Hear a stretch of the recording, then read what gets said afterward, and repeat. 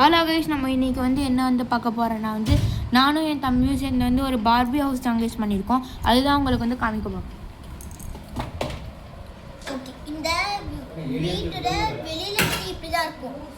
Exterior பார்த்தீங்கன்னா இப்படி தான் இருக்கும். ஒரு திண்ண அப்புறமா தூணு வைக்கலான்னு இருந்தோம். பட் ஆனால் தூணு எடுத்து நாங்கள் வீட்டுக்கு உள்ளே வச்சுட்டோம். அதனால வெளியில எடுத்து தூணு வைக்கல நாங்கள்.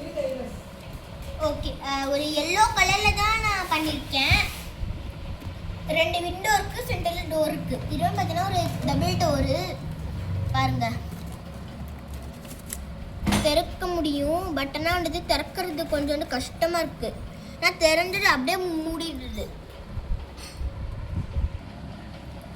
ஓகே, இப்போ வந்து பார்த்தீங்கன்னா இதுதான் வீட்டோட இன்டீரியரு.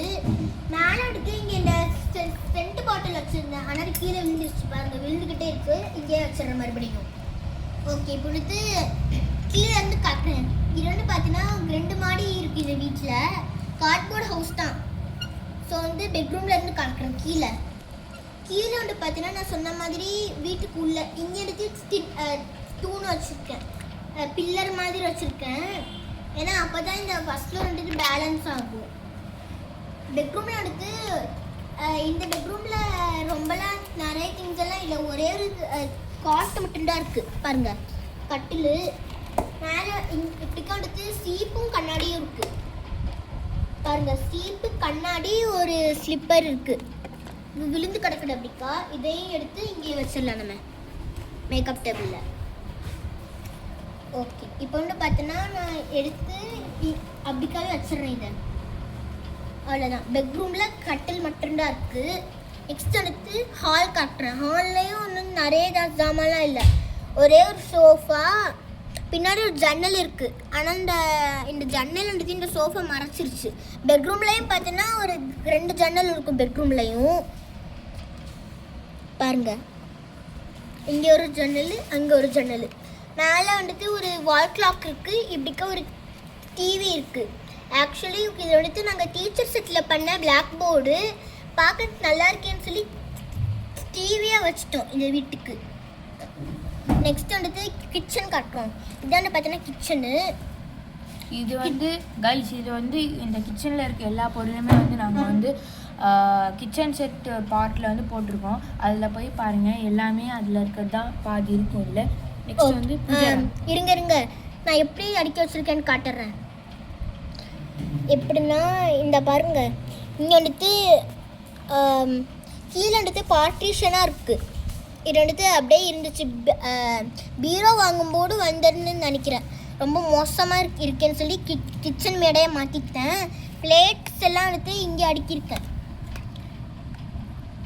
இதோ இங்கே இருக்குது பிளேட் எல்லாம். இங்கே வந்துட்டு ஒரு குண்டாவும் ஒரு ஹாட் பாக்ஸும் இருக்குது. அதுக்கு கீழே வந்துட்டு பால் காய்ச்சுற பாத்திரமும் பாருங்க. பால் காய்ச்சுற பாத்திரம், குக்கரு, அடுத்து ஒரு கிண்ணம் இருக்குது. ஓகே, மேலே வந்துட்டு கேஸ் ஸ்டவ் இருக்குது கிச்சனில். இங்கே வந்து பார்த்தீங்கன்னா பால் பேக்கெட் இருக்குது. ஏன்னா புது வீட்டில் பால் தானே காய்ச்சணும். ஸோ வந்துட்டு பால் பேக்கெட்டை வச்சுருக்கேன். இப்படிக்கா அடுத்து பால் காய்ச்சினா குடிக்க கப் இருக்குது.